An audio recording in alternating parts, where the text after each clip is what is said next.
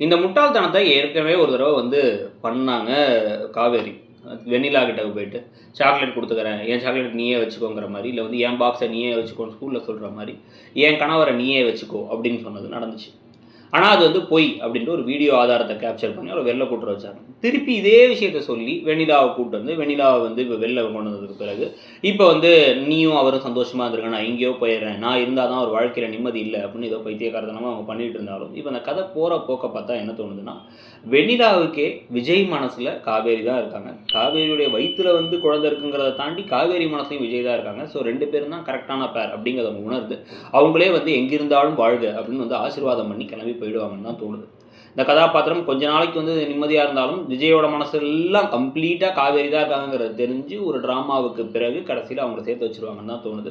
So அதுக்கு பிறகு கதை எப்படி போகுது? யூசுவலா வந்து பார்த்தீங்க அப்படின்னா, அது ஒரு 1000 எபிசோட் ஆச்சும் வந்து ஒரு நல்ல சீரியல் போகும். இந்த சீரியல் இன்னமும் டிஆர்பிலாம் இருக்கு. ஆனா கதையில மத்த கதாபாத்திரங்களுக்கு முக்கியத்துவம் பெருசா குடுக்காததுனால, இதுக்கப்புறம் எப்படி போகுதுங்கிற கேள்வி இருந்துச்சு நமக்கு. ஏன்னா கிட்டத்தட்ட ஒரு 700 எபிசோட் தான் போயிருக்கு. ரொம்ப அதிகம்லாம் இல்ல. நெனச்சா இன்னும் வந்து ஒரு 300 எபிசோட் கொண்டு போக முடியும்.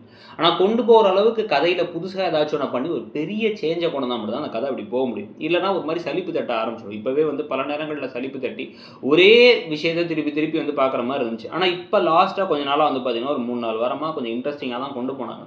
ஆனா இதுக்கப்புறம் எப்படி இந்த கதை போப்போது? இதுல உண்மையிலே காவேரி கிளம்பி எங்கேயாவது போயிட போறாங்களா? இவங்க குழந்தை பொறந்த அப்புறம் அத வச்சு கதையில இந்த பாரதி கண்ணம்மாலாம் 8 வருஷங்கள் கழிச்சுன்னு கொண்டு போனாங்களே, அந்த மாரி கொண்டு போறாங்களா? அப்படின்னு பல கேள்விகள் இருக்கு. இது எல்லாத்துக்கும் இடையில இப்ப என்ன தோணுது அப்படின்னா வந்து நடுவுல சீசன் 2 அப்படின்னு வந்து பாரதி கண்ணம்மாலாம் வந்து பார்த்தீங்கன்னா, ஒரே சீரியல்லே ஒரு ஜம்ப் வச்சு பண்ணாங்கல்ல. அதே மாரி இங்கேயும் வந்து ஒரு குட்டி ஜம்ப் தென்றல் வந்து என்னை தொடும் பண்ணாங்க.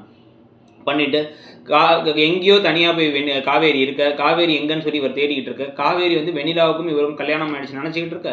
ஒரு 7, 8 வருஷம் கழிச்சு ஒரு குழந்தையோட தனியா வந்து காவேரி இருக்காங்கன்னு கதையை கொண்டு போறாங்களா? அதுதான் வந்து அடுத்த கதையா இருக்க போதாங்கிறத பத்தி நீங்க என்ன நினைக்கிறீங்க? இந்த சீரியல்ல அடுத்து எப்படி கொண்டு போனா பெட்டரா இருக்கும்னு நீங்க நினைக்கிறீங்கங்கிறத சொல்லிட்டு, அப்படியே இடம்பொருள் சேனலையும் சப்ஸ்கிரைப் பண்ணிடுங்க. தேங்க்யூ.